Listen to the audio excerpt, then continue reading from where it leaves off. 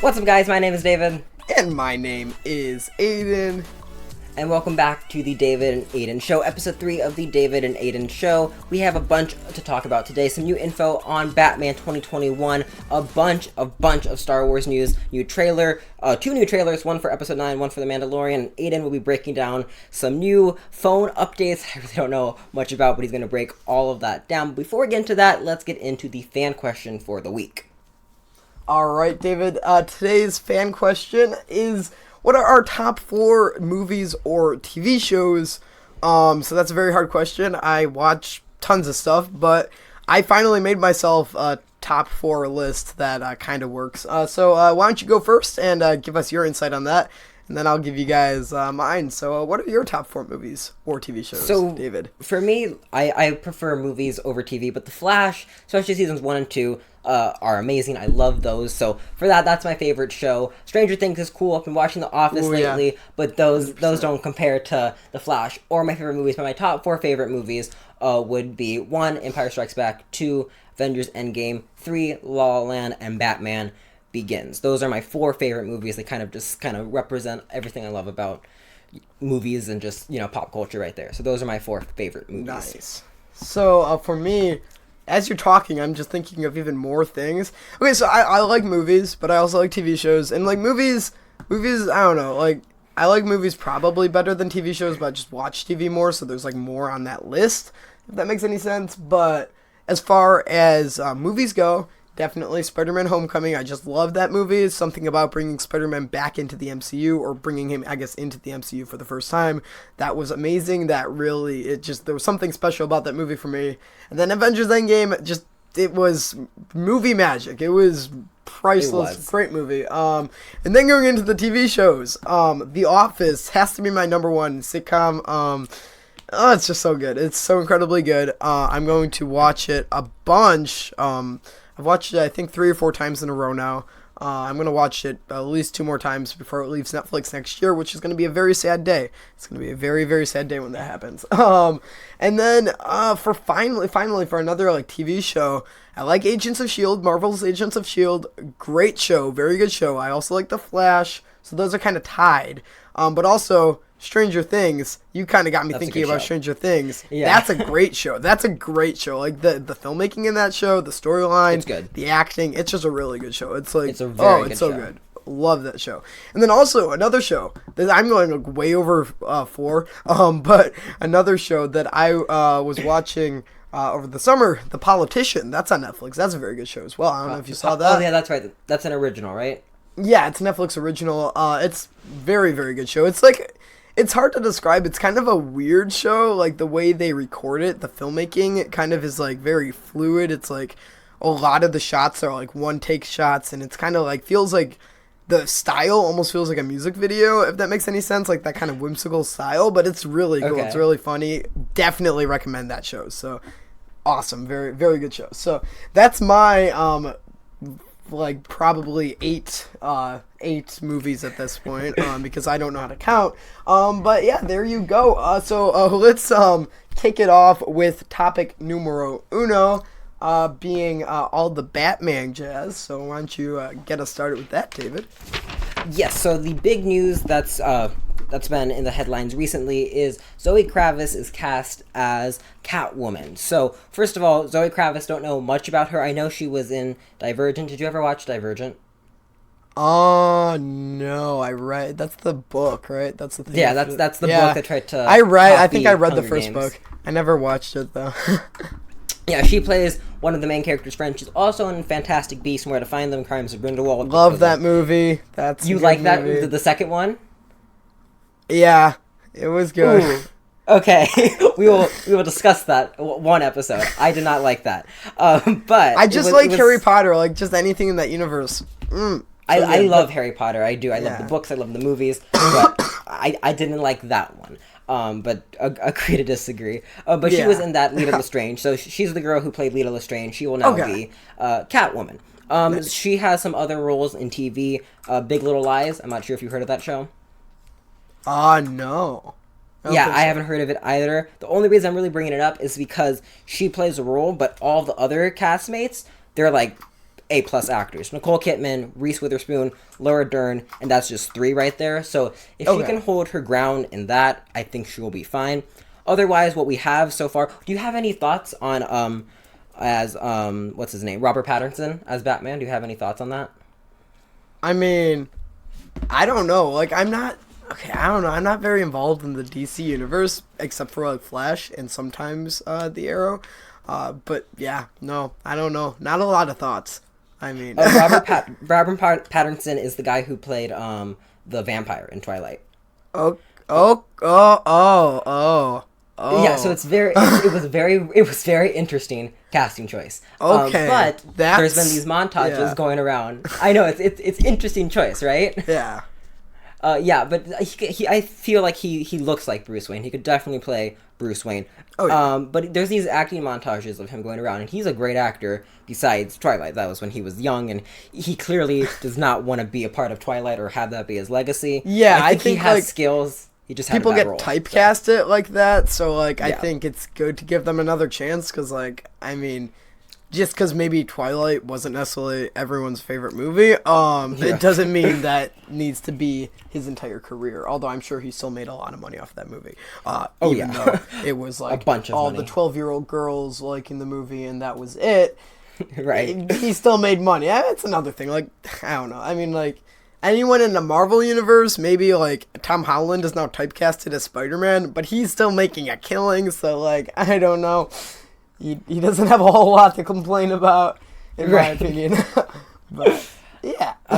So I had mixed thoughts, but besides that, Matt Reeves, the director, he directed the Planet of the Apes trilogy, the ones that came out in the last like 7 years. Greg Fraser is the cinematographer. He did Rogue One, which I have problems with, but Rogue One looks pretty. I can give it that. It's a great looking movie. And he can capture something rugged, and Batman is supposed to be rugged, so I think Fraser, however you say it, that's a good choice right there. Mm-hmm. Let's see. Dan Lemon is going to be the VFX supervisor. He did, once again, Rise of Planet of the Apes, as well as The Jungle Book, so that's impressive right there. Of course, Robert Pattinson, Zoe Kravitz. Paul Dano, this is another big one. Paul Dano is going to be the Riddler. I don't know much about him. I don't know anything about this guy. But if you look at his face, you look at his he's kind of like lanky, he's kind of skinny like. He looks like the Riddler. He really looks like he could be a good Riddler. So that's cool.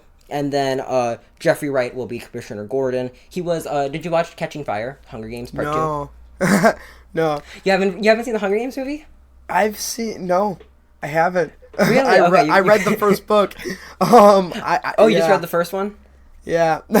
Okay, well, you wouldn't know him then, but he played BT in Catching Fire and Mockingjay Part 1. So it's gonna be interesting.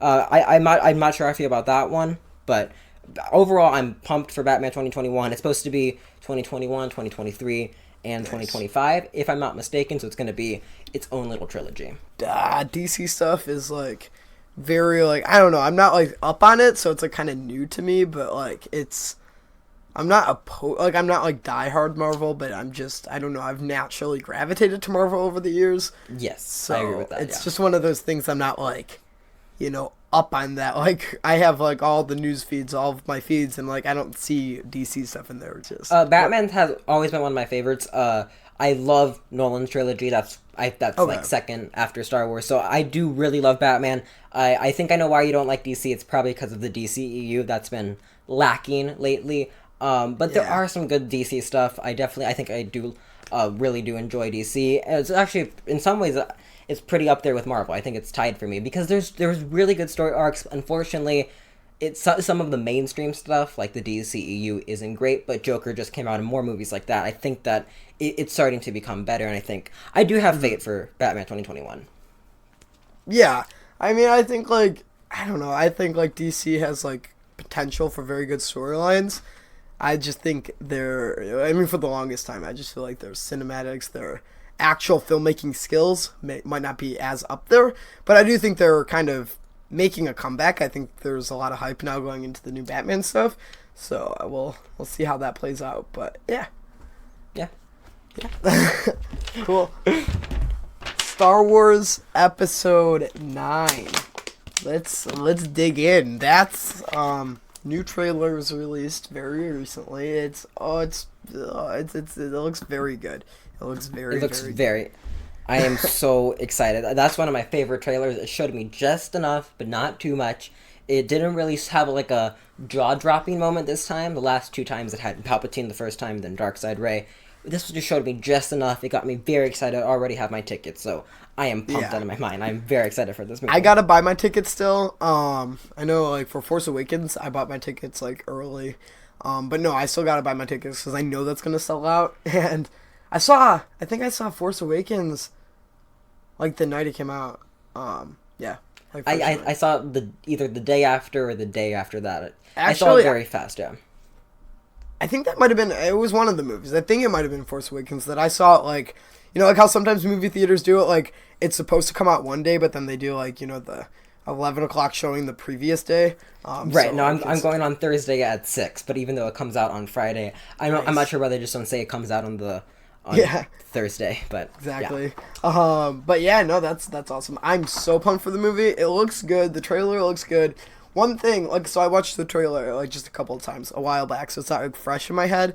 But one thing that I did notice, just, like, in general, since Disney has acquired Star Wars, I mean, obviously it's a very good thing, because we get more Star Wars, but from, like, a filmmaking point of view, and just from, like, a visual point of view, I feel like everything looks a lot more cartoony.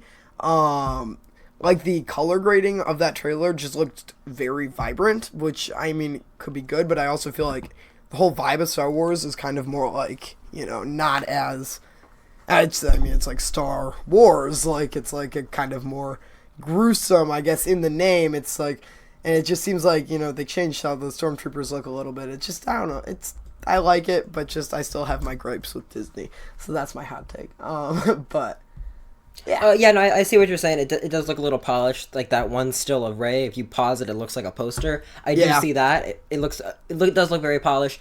Overall, I thought Last Jedi. Even I have problems with Last Jedi. I'm starting to like it more. I think that's by far the best looking Star Wars film. Best looking doesn't mean good, of course, but I do think it looked pretty. I get the cartoony part. I actually do get that. It does look a little cartoony. It didn't bug me. If anything, it looks pretty, but yeah. Of course, I don't want it to go back to, like, you know, whatever it looked like before, like the super old kind of like cheesy stuff. But I don't know, it's the fine line. You don't want it to become like, you don't want it to feel like a cartoon. I don't know. I don't know. It's just something about that color grade. It just doesn't feel like exactly real. And I think especially with a film that's already bending reality. I mean, it's about spaceships and lightsabers and stuff that doesn't exist. You have to kind of, in my opinion, create a color grade and create a visual environment that does mimic, like, real reality, something that the viewer is used to, something that's familiar to them, because then that kind of bridges to the two, and it makes the kind of odd stuff from that universe kind of come together and make it feel more familiar to the viewer. So, that's... But either way, it looks like a great movie, and I'm pumped, so... Yeah. Cool. So, in other news, did you watch the Mandalorian trailer? No, it was a short one. Yet. It was very short. It just kind of showed more shots, had a little more dialogue. Really nothing to break down there. That looks great. It looks very Rogue One-like, which, once again, not my favorite Star Wars movie, but Rogue One did look great and captured the vibe of Star Wars, like you were saying, that is a little more gritty. So, and then in the final... Go ahead. Rogue One was just, I don't know, it was not my favorite. I mean... It filled in those holes, but it just, I don't know. I felt like it's also just weird to have like a newer looking movie in between two very old looking movies. So that was kind of the weird thing with Rogue One. Yes, so. That is true. Like you watch Rogue One, then you watch New Hope, you're like, what in the world just happened in 10 minutes? Yeah. Because they're supposed to be taking 10 minutes apart, so that is true. But like, I like it, like, my favorite scene from Rogue One, this is kind of a tangent, but my favorite scene from Rogue One was when Cassian Andor, this guy broke his foot, and he pulls him and he says it's going to be okay, and just shoots him. They're friends, but he shoots him. It just shows that the rebellion ain't the prettiest thing out there. So that's one of my favorite things in Rogue One. And what's similar to that in the Mandalorian trailer is when the Mandalorian kind of like pulls the guy in, gets the door, and then the door like goes down on his body like Darth Maul, how Darth Maul died. They didn't show him get cut up, but it's implied. So I like that kind of realism, kind of grittiness of Star Wars. So I'm glad that they're going that route. Yeah, agreed. So there's lots of stuff happening with Star Wars right now. I'm excited for the future. It's gonna be interesting. I'm excited for December. It's gonna be a grand old time. Yes. So, And then even further in the future, I'm not sure if you heard of this one, but the Game of Thrones writers were gonna make their own little trilogy. That's not happening anymore. They were cut. They released an official statement. Really? They are no longer involving anything with Star Wars. They're working with Netflix. Yeah, this is all fancy way for saying I think they just didn't get the money that they wanted. So yeah, I heard about that. I think you were talking about that, and that sounded just awesome. But yeah. So they're doing something with Netflix now, though. They're doing something with Netflix. And now I think there's talks that Rian Johnson might be back making his own trilogy. Really, it's just up for speculation. The main news is that the Game of Thrones writers are just kaput. They're no longer doing anything with Star Wars. So I have no preference. I know Game of Thrones. People love Game of Thrones. I haven't seen Game of Thrones or read the books. I know the last season people hated, but well, yeah, I haven't watched it, but I heard just people I don't know. There was lots of stuff, lots of drama. People said because one thing I heard was like it was like very dark, like visually, like people couldn't see it on their TVs. Yes, I've heard that one you had, too. like, yes. A super like high res OLED display, you can't even see the film, like the last episode, which seems like a little bit problematic. I don't know, but that's all I really have on that because I've never seen it. But yeah, it seems like there's some pretty very vivid opinions about that. So yes, but it's in some ways they could have been doing like a oh my god, I'm blanking out. Old Republic movie, that would have kind of fit their style of medieval, but with Star Wars, that could have been epic. Cool. I'm not sure what Rian Johnson's going to do. No one really knows, and that's just kind of wild speculation. But the main news is that they are no longer a part of the project. I feel like every 2 minutes we get news that someone's a part of the project, then they're not, because 2 months ago, I did a video saying Rian Johnson wasn't on there. Then I did a video talking about how Rian Johnson wasn't there. Then I saw that Rian Johnson wasn't a part of it, and now he might be a part of it. So it's very chaotic. All right, so for our final topic for the podcast today, we're going to talk about something that's pretty nerdy. I don't know if a lot of people out there are, aware of any of this, but we're going to go for it anyways. And that topic is RCS, Rich Communication Services, and Google's adaptation of that platform into SMS messages. So lots of stuff to talk about. I'll break this down pretty simply. Okay, words. Yeah, that's a word. Simply. Okay, cool. I'll break it down just like what RCS is. Now, David, you're an Apple guy, right? Like you have an Apple phone. Yes, so, I am, yeah. Like, okay, so, like with iMessages, I've never used iMessages, but, like, from what I can tell, it's, like, very integrated into everything, it's, like, you can get it on your computer, your phone, your iPad, like, and it can work through, the phone network, but you can also do it through, like, internet as well, so, and then with iMessage, I don't know if this is the case, but if you're texting your friend with an iPhone who has an iPhone, and there's two iPhones, can you see if they've read your message? Yes, I think you have to do a setting. I know some of my friends, it's like says when they read it. Sometimes it doesn't. It's not completely like solid like on Instagram. Okay. Yeah, it's okay, so Apple Messages, iMessage, they have like all those features. They might not be the best, but they're there. They have like read receipts, which you can see like when someone's read your message. You can send full res photos, you can send whatever, you can react, like you can like messages or love messages, and like I don't know if you know this, but like when you do that to like someone who sends it from an Android phone, it literally just says like liked and then the message. It doesn't show like an icon or anything, so it's like very weird. Yes, no, I've seen that, yeah. So Google, for the longest time, Google has been going through like millions upon millions of different messaging services. They have their SMS texting app. So SMS messaging is essentially just like normal text messaging. There's no like fancy features. It's like literally just through the phone lines. But then Google, throughout the years, they've had like different online chat services. They've had Google Hangouts. They've had Google Allo, which was a beta testing thing. And now they've been focusing a lot on Google Messages, and they're trying to adapt the RCS platform. And what RCS is, it stands for Rich Communication Services. It's an open source platform that essentially will allow people who have Android devices to have more of those chat features in normal messaging. So you'll be able to see when someone's read your message, provided that they also have RCS enabled. So you can see when someone's read your message. You can send full resolution photos. You can see when someone's like online. You can react to messages. Lots of stuff. It will be really cool for group chats. It's essentially like a Instagram direct message, but brought into your phone onto normal texting. And they're trying to make it the standard, but here's where the problem lies, since it's not, since Android is like all these different phones, it's not like it can't become a proprietary platform. So what Google needs to do is they need to be able to make it like available throughout the carriers. So there's Sprint, T-Mobile, AT&T, Verizon. They need all those 4 carriers to agree to create RCS in their networks. Essentially, how that's going to work is you send a message, the data goes through your carrier, it goes like to your carrier, and then your carrier sends it to your friend's carrier, and then that carrier sends it to your friend's phone. So there's like these 2 middlemen who kind of like conduct the exchange, I guess, and right.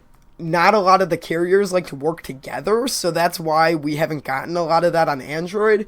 But like Google is there. They have all the features built into the app. Google Messages, the app, I have the beta version of the app, and there's all these features are there, but it's like the carriers who refuse to cooperate. So that's the backstory. And then moving forward, a lot of the carriers, there's talk of them working together. Google is hoping, I think, in the next year or so to have all the carriers work together and agree to make an RCS norm. Because also, like, alongside, like, what Google is doing with RCS, Verizon and, like, other companies are trying to make their own proprietary versions. There's, like, all these different versions. Like, I use AT&T, and they have, like, AT&T Enhanced Messaging, which is AT&T exclusive. So it gives you these features, but only when you're talking to other AT&T users. So none of it's open source, none of it's, like, cross-platform, which really stinks. And that's mainly because of all the different phones that Android has, like, on that software. So it can't be like how Apple's iMessage is. So that's that. But then basically, yeah, so Google's trying to get everyone to cooperate, and there is talk of them cooperating. But one big interesting thing that everyone could do, I know for sure last week, and a lot of people can still do it now, is if you want to have RCS enabled on your Android device, like right now, you can go on to, there's a whole thing that came about on Reddit, and basically you have to like download the beta version of Google Messages, get some like, it's like a, I don't know, it was like called, let me find it, it was like an Android, it was like some app that allows you to like tweak your other apps. It's called Activity Launcher, and it essentially allows you to like edit your apps, like unlock developer settings basically in different apps, which is very cool. There's lots of stuff that I found in this like app, and after you do all this stuff, it's like a big process, but after you do it, Google Messages basically gives you like a notice that you're able to turn on like these chat features, and it works. Like it works if you have like 2 people who do it. No matter your carrier, you're able to basically hack yourself and get this like these features that literally aren't supposed to be available for the next 2 years. So it's amazing, and because like this stuff works with Google Pixel phones right now, but no other phones. So it's like amazing that you can do that. But Google patched the thing, but anyone who has already enabled it just basically has that. Like Google patched it last week, but I still have these features. So it's very cool. It's very exciting. I don't know. I'm like very into, the different messaging things. And I think it's just because I used to, like, before I had a phone, I used to use Google Hangouts all the time. And that was like kind of a big part of stuff. So I've kind of always followed along with what Google is doing with their various software. And it's kind of cool to see them bringing these features that we've seen in different softwares all together into Google Messages. Google has had a very, very weird, I think like over the past 10 years, they've had like, I don't know, like 12 different messaging apps, something like that. And it's a little wonky, but they're kind of figuring things out. So that's that. I'm out of breath, and I think I confused pretty much everyone listening to this podcast, but that's okay. So yeah. So no, I got the gist. Now that's cool. I really didn't know anything about this happening. So yeah, now I'm informed. Yeah, but yeah, I don't like. iMessage is still probably very superior. It's very good. So yeah, anything else for today's podcast today, David, before we wrap it up? Before we go, we can do some random hot takes. So, Awesome. I'm not sure if you have one. If you Oh, have I one off the top have of your one. I head. 100% have one. Okay, cool. All right, then why don't you lead it? All right, so I don't like random hot take. I don't know if it's like necessarily pop culture related, but Google Anything, Drive and Google Photos are driving me completely insane. So okay, Google. Okay, so like when you make a Google account, if you're not paying for extra storage through a Google One, you're automatically given, I think it's 15 gigabytes to use, and that storage is taken up throughout Google Drive, Gmail, and Google Photos. Now here's the dealio. I have a phone that I back up all my photos to Google Photos, and that was slowly eating up at my storage, and I was unaware about that. So recently I met my storage limit on my Drive, like on my Google account, and now I'm unable to get any emails to my Gmail. I have over 500 photos that still need to back up, and I have like all this stuff that I can't get work done. But here's the catch. Like literally I tried, like, okay, so I needed to email someone like a form, and I had to download, like, so I can't even download stuff. I can't even like download, like if someone sends me a Google Drive, like a Google thing, like I sure hope I'm able to download the files for this podcast from you, because like if someone sends me a Google thing and I click on it, it says I'm unable to even open it because I don't have space on my account.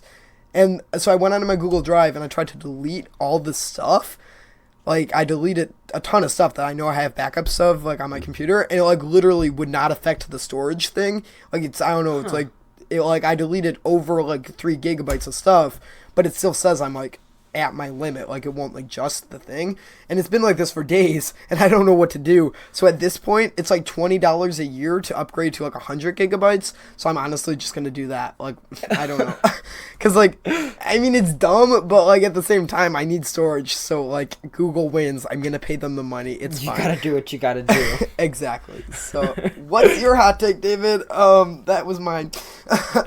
Okay, well, it's been October. Now we're in November. So October is baseball playoff seasons. I'm not sure if you're a baseball fan. Are you? No. Well, yeah, no, not real. No, just no. Okay, fair enough. But it's been baseball playoff seasons. I'm in LA, so of course, naturally, I'm a Dodgers fan. So that was very disappointing. The Nationals beat the Dodgers in the first round of the playoffs, and the whole playoffs have been really weird. Dave Rogers. I'm sorry, I'm saying a bunch of stuff. Bunch of players who you just don't know. But Dave Rogers is the manager of the Dodgers, and he is a very interesting manager. He has some good players, but overall his managing skills of the actual Dodgers isn't the best. So then after the Dodgers were eliminated, I went with my backup team, which was Houston. They go into the World Series, and then the team who beat the Dodgers, the Nationals, they go into the World Series. And this was a fun World Series. It was a really good World Series. And the fun part is that no one won at their home field. I think that's the first time in history. There were 7 games, and each team lost at their home field. The Nationals won the series, which was unfortunate because I was going for Houston. It was a fun series. It was a very interesting series.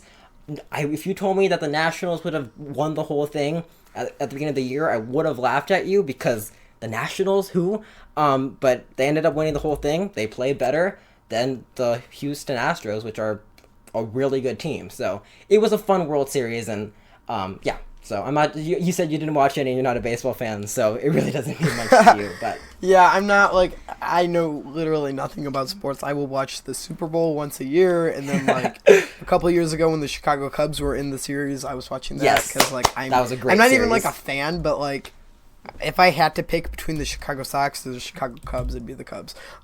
So. I get a lot of grief about that, like in the Chicagoland area, but like I know, like since you're like literally across the country, you literally don't care between the teams, probably.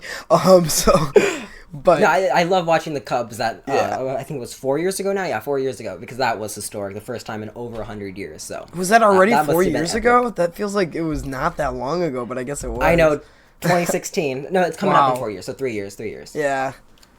Yeah. So it's pretty crazy. That wasn't epic. But you don't follow football or anything like that? No.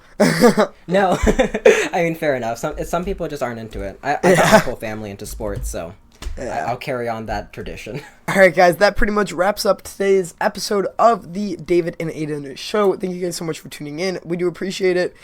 We took a little bit of time off just because October got like super crazy for me, but we are back now, and it's going to be quite an exciting time, and I'm super stoked to get back into the podcast grind. It's a lot of fun. So yes, thank you for joining me on today's podcast, David.